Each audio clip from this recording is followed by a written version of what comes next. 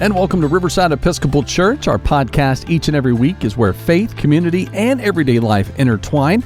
We believe in being guided by God's Word and embracing every heart. You're invited to join us each and every Sunday at 10 a.m., and you can find more about us at riversidemcalla.org. And we want to bring you this week's message from Tawny Stephens. And during supper, Jesus, knowing that the Father had given all things into his hands and that he had come from God and was going to God, got up from the table, took off his outer robe, and tied a towel around himself. Then he poured water into a basin and began to wash the disciples' feet and to wipe them with the towel that was tied around him. Around 2006, my friend Neil Hoppy and I worked at a coffee shop in Greystone. We had served in ministry together prior to that time, and we both ventured out of ministry and into the wild world of being baristas. The 5 a.m. start time was actually not that bad, but it did take a certain thick skin to try and be cheerful with people before they had consumed their caffeine. On one particular morning, Neil was taking an order in the drive-thru. To be honest, I don't really remember what the interaction was. The type of exchange he had could have happened at any time on any day. I'm sure there were the normal tones of agitation from the driver's side window and the patient pleasantries as Neil tried to diffuse frustrations and meet needs. But as the customer pulled away, Neil stepped around the corner, pulled his headset down to his shoulder, and arms down, palms up, exclaimed to the empty room, "I am a human being." It was part proclamation, part prayer, part disdain for the classism and hierarchy that made it acceptable for people on the outside of the drive-through window to speak in a certain way to people on the inside of the drive-through window.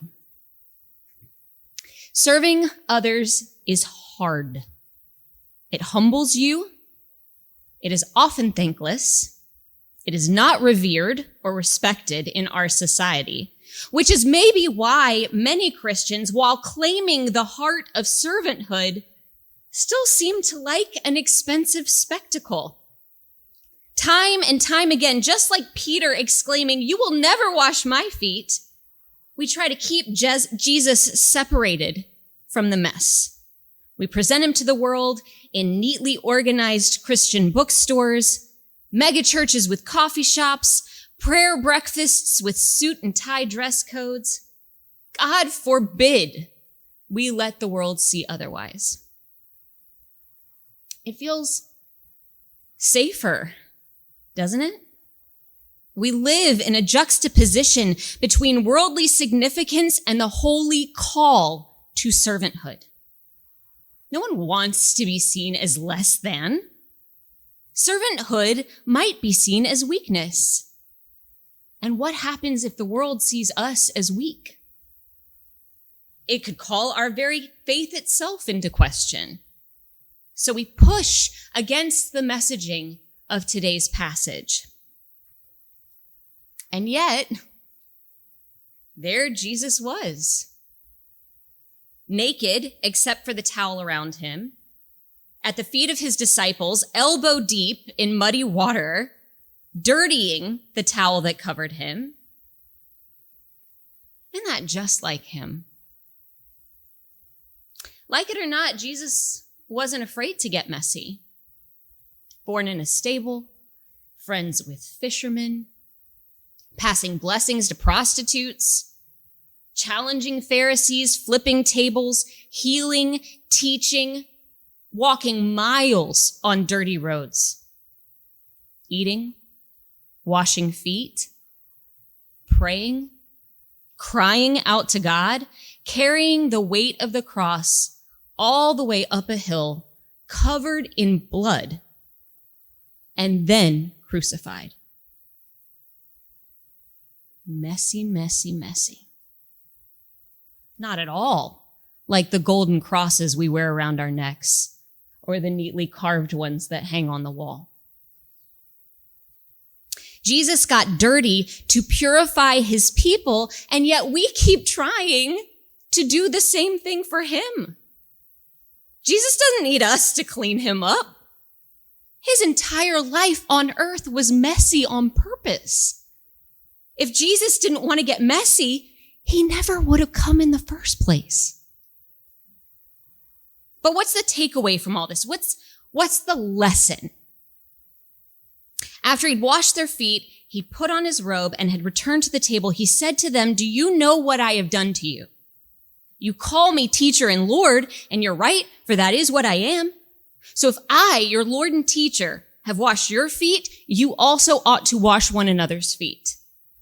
For I have set you an example that you should also do as I have done to you. Very truly, I tell you, servants are not greater than their master, nor are messengers greater than the one who sent them. If you know these things, you are blessed if you do them." He humbled and dirtied himself, and then looked at his disciples and said, "Now you do it. You aren't better than me. If I can do it, you can do it." Tonight, we will have a foot washing ceremony. You'll have the option to come forward and wash one another's feet. Many of you might have picked out the perfect toenail polish for the occasion because, again, we want to make the experience a little more pleasant. But the point is that truly serving each other the way Christ told us to is more often than not unpleasant. It is a constant dying to self.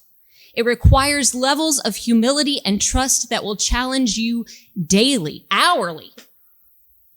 But that is the example he set. Here's the thing, though. Serving one another is not the only message that Jesus left his disciples with. He went on, "I give you a new commandment that you love one another. Just as I have loved you, you also should love one another. By this, everyone will know that you are my disciples, if you have love for one another." I want us to notice the difference in language between the two sections. He set an example for them with the foot washing. He taught them through his actions. He said they ought to do this. They would be blessed if they did. But loving was a commandment. He commanded them to love.